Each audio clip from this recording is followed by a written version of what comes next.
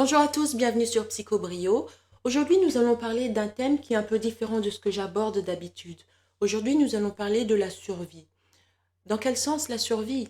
Eh bien, avant de commencer, n'oubliez pas de vous abonner et aussi d'appuyer sur la cloche de notification. Comme ça, vous serez alerté à chaque fois que je télécharge une nouvelle vidéo.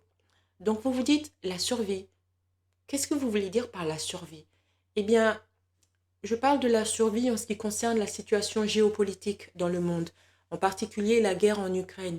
Donc, pourquoi est-ce que c'est intéressant de savoir ce genre de choses? Parce que cette partie du monde, l'Ukraine, la Russie, etc., ce sont des parties qui fournissent beaucoup de nourriture au reste du monde. Non seulement de la nourriture, mais aussi des matières premières telles que le gaz et l'essence. Donc, imaginez un monde où on a moins de nourriture, moins de gaz et moins d'essence. C'est un monde qui vire vers le chaos. Donc, c'est pour ça que parler de la survie en termes psychologiques est aussi important parce qu'une personne ne peut pas être, ne peut pas vivre en harmonie avec son esprit s'il est toujours rongé par les inquiétudes. Des inquiétudes telles que comment est-ce que je vais payer mes impôts aujourd'hui? Comment est-ce que je vais me rendre au travail? Comment est-ce que je vais survivre l'hiver? Parce qu'ils n'ont pas assez de nourriture, pas assez d'argent, pas assez d'électricité, pas assez de gaz, pas assez de ci, pas assez de ça. Donc c'est important de se préparer à l'avance parce que ce genre de scénarios peuvent arriver et il est vraiment probable qu'ils vont arriver si la situation géopolitique continue à se dégrader telle qu'elle est en train de le faire en ce moment. Donc la survie, c'est très important. Je ne vais pas directement parler de l'aspect psychologique, mais je vais plutôt parler de l'aspect pratique. Imaginez un monde où il y a un fermier, il a planté des patates et ces patates sont très bonnes. Il les a récoltées et maintenant il est temps qu'il les vende au magasin, qu'il les vende, ça dépend où, où vous habitez, qu'il les vende à Auchan, Walmart ou Tesco, ça dépend quelle partie du monde vous habitez, mais il y a un problème. Les camions qui viennent pour récolter ces patates, cette année-là, eh bien, ces camions ne viennent pas. Pourquoi? Parce qu'il n'y a pas assez d'essence. Il y a une crise économique, il y a une guerre quelque part, et ça fait que la production d'essence a stoppé, voire même a ralenti. Donc, ces camions ne viennent pas pour prendre ces patates. Et comme résultat, qu'est-ce qu'il en résulte? Eh bien, vous, au magasin, vous allez au magasin pour aller acheter vos patates et vous vous rendez compte qu'il n'y a pas de patates. C'est ça ce qu'on appelle la pénurie alimentaire. C'est-à-dire que ce n'est pas qu'il n'y a pas de nourriture. La nourriture existe. La nourriture est là. Par exemple, les patates existent. Les patates sont chez le fermier. Mais le problème avec la pénurie alimentaire, c'est que la nourriture n'arrive pas où elle doit être. Les patates n'arrivent pas au magasin pour différentes raisons. Les raisons d'infrastructure et aussi les raisons de pétrole, etc. Il n'y a pas moyen pour les patates d'arriver au magasin.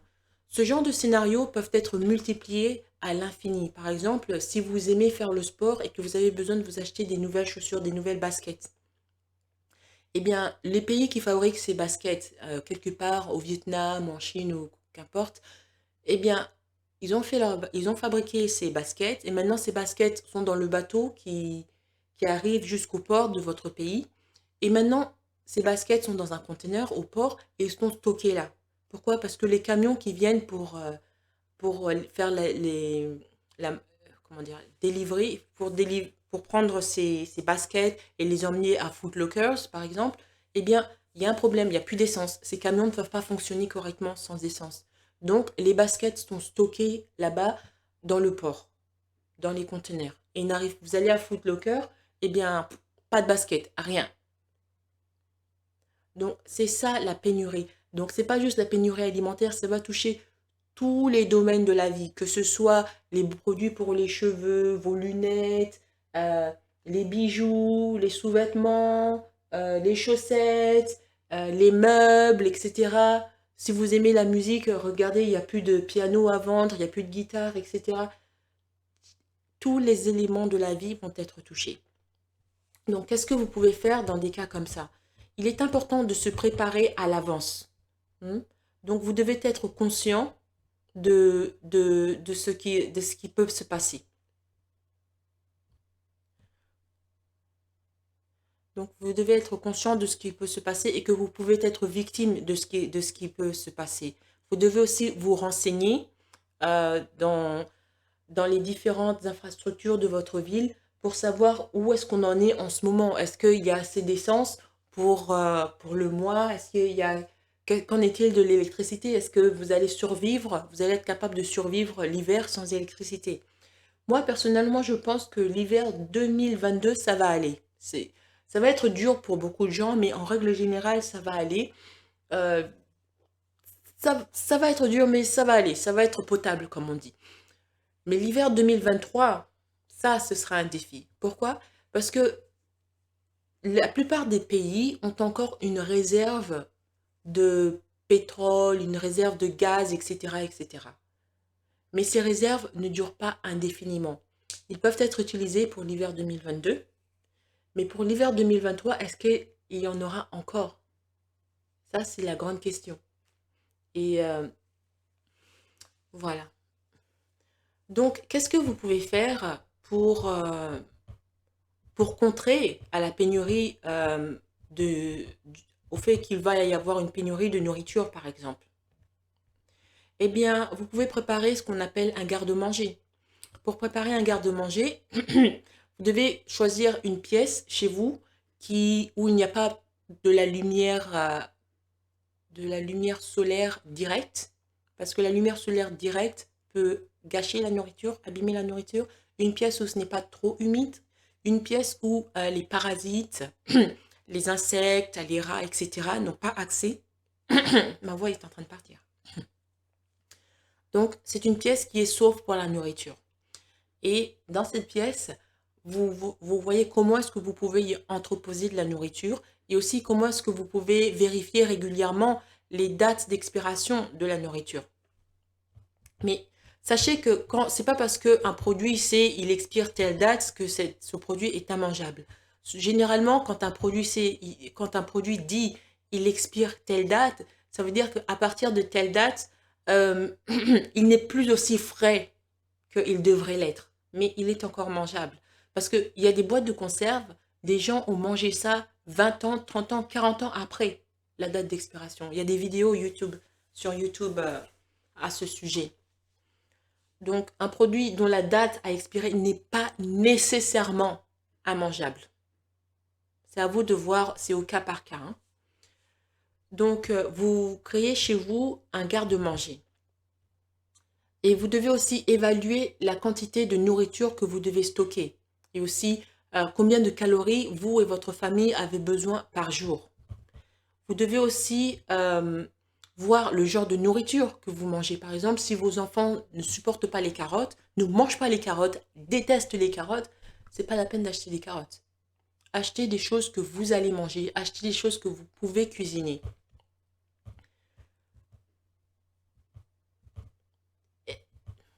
Quel genre de nourriture est-ce que vous pouvez manger? Eh bien, la liste est très longue. Donc, vous pouvez, bien sûr, il y a des... Attends, liste de nourriture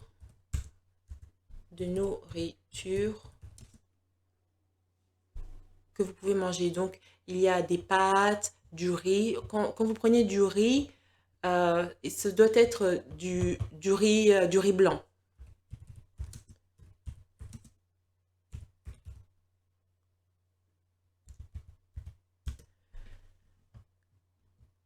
Ce doit être du riz blanc. Donc, il y a du riz blanc. Vous pouvez acheter comment on appelle ça? La purée en poudre. Ouais, de la purée en poudre. Quoi d'autre? Des légumes en conserve, des haricots, du sucre, du miel, du sel, de la farine, de l'huile. Enfin, vous faites une liste de 100 produits que vous mangez régulièrement. Dans cette liste, vous avez des catégories. Donc, la catégorie des végétaux, la catégorie de la viande, la catégorie de ci, de ça, etc. Par exemple, si vous aimez le poulet, ça existe du poulet en conserve, hein. Vous pouvez acheter ça, du poulet en conserve, des trucs comme ça. N'oubliez pas le lait, mais le lait en poudre. Vous savez, il y a beaucoup de choses que nous consommons, mais que nous pouvons avoir en poudre, comme le lait en poudre, les patates, c'est la purée en poudre, etc. Les œufs, ça existe aussi des œufs en poudre. Donc, vous devez faire des recherches. C'est un peu plus rare, mais ça existe. Ou des équivalents. Il y a des équivalents végétaux qui, qui, qui ont un peu la même fonction que des œufs. Mais le problème avec ça, c'est souvent ça dure juste quelques mois, 3 mois ou quelque chose comme ça. Donc, vous pouvez faire des recherches sur ça. Enfin, l'idée de cette vidéo, c'était une vidéo un peu en dehors du commun, hein. C'est pour vous dire que vous devez penser aux choses qui vont arriver, ou qui risquent d'arriver. Ces histoires qui se passent, la guerre en Russie, en Ukraine, etc., ça va avoir des conséquences mondiaux. Et l'hiver va nous révéler la réalité de ça. Cet hiver, ça peut aller. Dans certains pays, ça peut aller. Il y a des pays qui vont le prendre plus mal que d'autres, mais je pense que dans la plupart des pays, ça peut aller parce que la plupart des pays ont des réserves de nourriture, enfin des réserves d'essence, des réserves de matières premières, etc. Mais l'hiver 2023, qui sait? Je ne sais pas, mais ça ne semble, les nouvelles ne semblent pas être très très bonnes. C'est tout ce que je peux dire. Donc, il faut vous préparer mentalement à ça, hein. Une chose que je voulais ajouter, la règle numéro 1 chez les preppers, c'est-à-dire les gens qui se préparent pour ce genre de crise, c'est de ne pas dire que vous êtes des preppers. Pourquoi? Parce que imaginez un scénario où il n'y a plus de nourriture dans les magasins. Vous avez vu le film Contagion sur Netflix? C'est un film avec Matt Damon.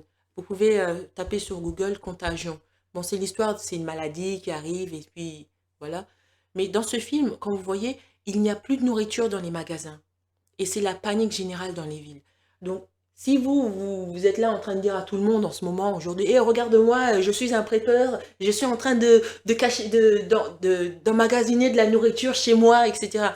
Qu'est-ce que vous croyez qu'il va se passer quand il n'y aura plus de nourriture dans les magasins? Les gens deviennent fous, la civilisation, elle part en éclat, hein. Les gens, votre voisin qui était comme il se comportait comme un aristocrate, comme un lord, il était très poli, il était net, il était né. Ça va devenir Conan le barbare, hein. C'est ça que ça va devenir. Ce sera Mad Max 3. Donc, vous devez être très discret. N'allez pas dire à tout le monde, moi, je prépare de la nourriture, je cache. Soyez très discret. Les personnes qui doivent savoir, si elles savent, c'est les gens qui vivent avec vous, votre famille. Et encore, vous dites à votre famille, motus et bouche cousue. C'est pas un truc que vous devez dire aux gens. Donc ça, c'est la règle numéro 1.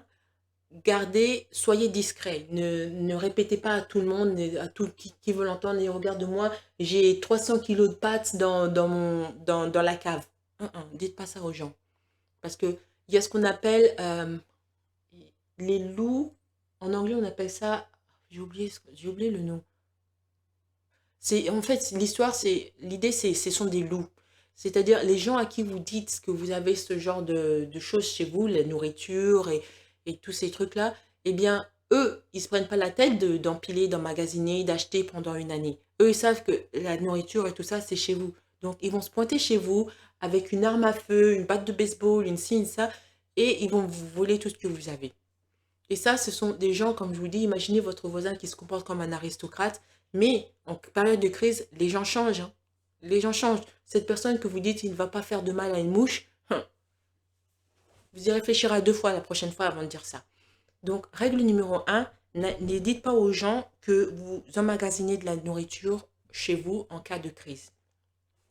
Règle numéro 2, vous devez aussi cultiver vos propres légumes à la maison. Peut-être si vous avez un jardin, vous pouvez le faire dans votre jardin. Et encore, quand vous le faites dans votre jardin, que ce ne soit pas flagrant, que tout le monde voit, hey, il a des patates, hey, il a des tomates, etc. Faites-le d'une manière discrète, d'une manière que les gens ne voient pas. Mais si vous avez un balcon, vous pouvez aussi le faire dans votre balcon. Mais vous savez, il y a des choses qui... Je ne sais pas comment on appelle ça. C'est comme... ça cache le balcon de l'extérieur. Vous ne pouvez pas voir. C'est soit des tapis de plantes artificielles que vous pouvez mettre. Et ça cache des... Comme ça, les gens ne voient pas que vous avez ça. Ça, c'est intéressant. Ou alors, si vous n'avez pas de balcon, vous n'avez pas de jardin, vous faites juste chez vous, vous pouvez utiliser des pots de, des pots de jardinage. Mais les pots de jardinage, en avoir beaucoup, ça coûte cher, hein. Vous pouvez utiliser des bouteilles d'eau, les bouteilles de jus. Vous savez, il y a des bouteilles d'eau de 2 litres, des bouteilles d'eau de 5 litres. Ces trucs-là, surtout les 5 litres, c'est super pour planter des légumes. Vous pouvez planter des tomates, des carottes, des betteraves, et la liste ne finit pas, hein. Comment on appelle ça? Des poireaux, etc. Vous pouvez planter ça chez vous. Commencez maintenant parce que beaucoup de ces légumes prennent environ une année, en tout cas quelques mois, pour pouvoir pousser. Il y a des légumes qui poussent très vite, après quelques semaines, voire un mois, mais il y a la plupart, c'est comme les tomates, ça prend presque une année, hein, pour pousser. Et comme ça, vous avez en tout cas presque une année pour faire vos erreurs et voir ce qui marche pas chez vous, etc. Et vous vous dites peut-être, oh mais je sais pas, j'y connais rien moi en jardinage, j'y connais rien en légumes. Écoutez, on vit dans le monde de l'internet. Vous n'avez pas d'excuse pour dire j'y connais rien, parce que tout ce que vous allez faire, c'est taper sur Google et vous avez des tas d'articles et des blogs, etc. qui vont vous expliquer. Si vous êtes trop paresseux pour lire les articles et les blogs, il y a YouTube. YouTube, il y a des millions de personnes qui ont planté des végétaux chez eux et qui vous expliquent comment est-ce qu'ils ont fait.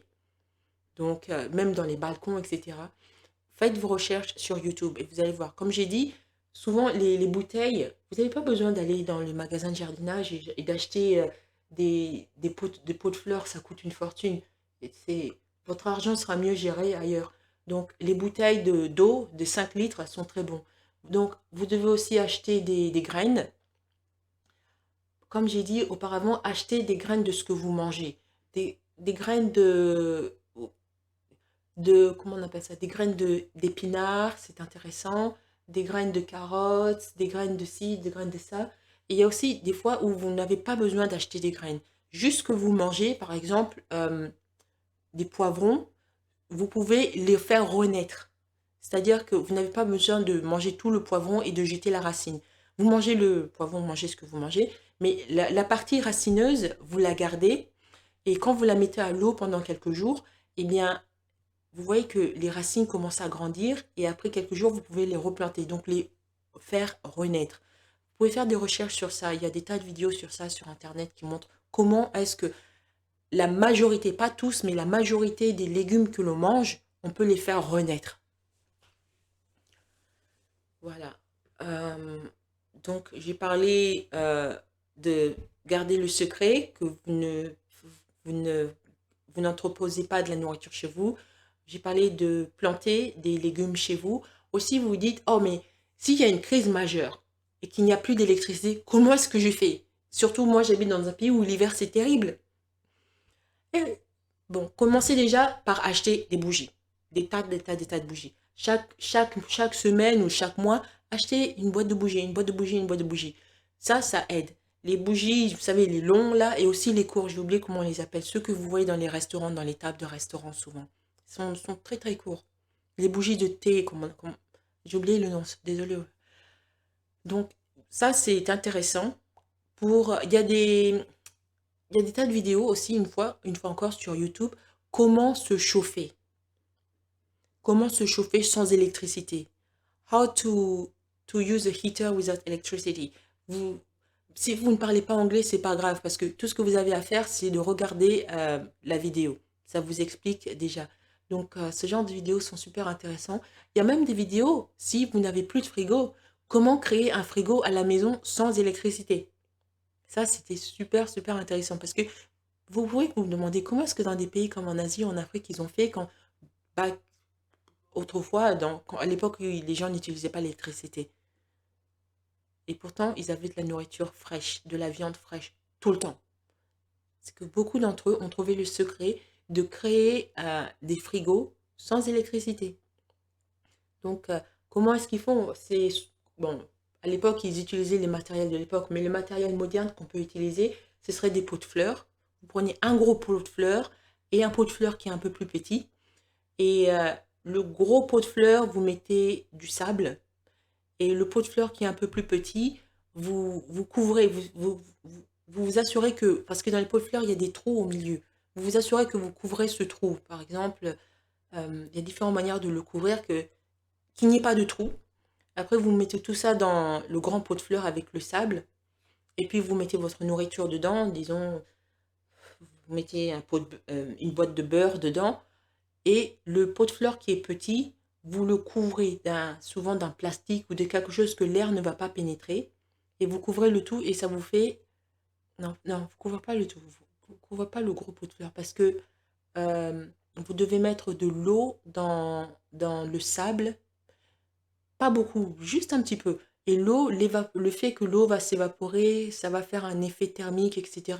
Et ça fait que le pot de fleurs à l'intérieur, qui est couvert, va toujours rester froid.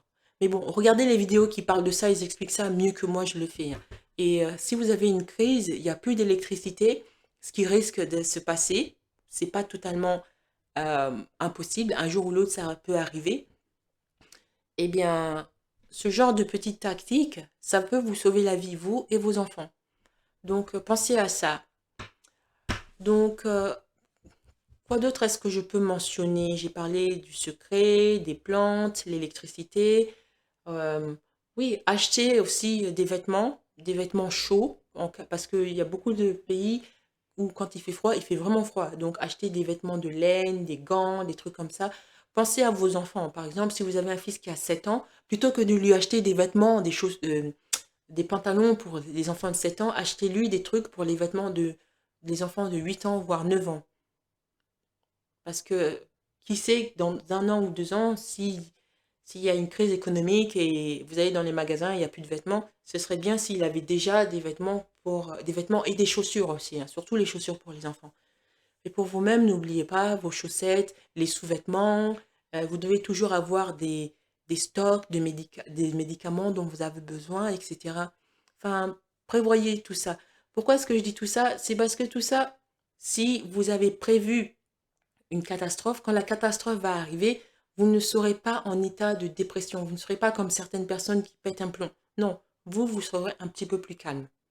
Ce sera toujours quelque chose de... Il y aura toujours un petit peu d'anxiété, bien sûr, mais vous serez beaucoup plus calme que les autres. Voilà. Voilà, c'était juste une petite vidéo pour parler des temps qui courent, qui sont un peu stressantes. La crise qui se passe, la guerre en Ukraine, ça va avoir des conséquences dans le monde entier si ça continue.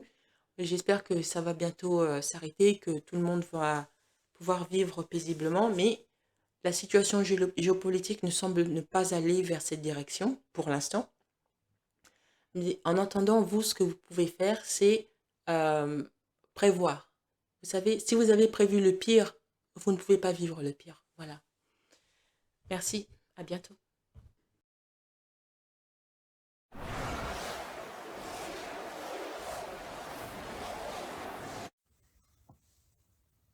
Merci d'avoir écouté cette vidéo. Avant de partir, n'oubliez pas de vous abonner et de partager cette vidéo en ligne. Il y a sûrement quelqu'un que vous connaissez qui a besoin d'en savoir plus sur ce qu'il en est réellement des narcissiques et des problèmes de santé mentale. Si vous aussi, vous voulez me demander de développer un sujet sur les relations psychologiques qui vous intéressent, vous pouvez me contacter par le moyen de mon compte Buy Me a Coffee. Le lien est en bas. Merci et à bientôt.